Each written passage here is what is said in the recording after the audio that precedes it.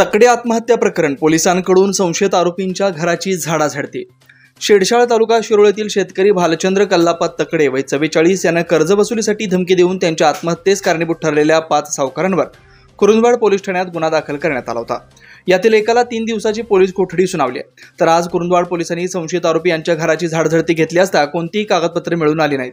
दरम्यान संशयित आरोपीच्या शोधासाठी कुरुंदवाड पोलिसांची पथकं रवाना झाल्याची माहिती तपासी अधिकारी पोलीस उपनिरीक्षक सागर पवार यांनी दिली आहे।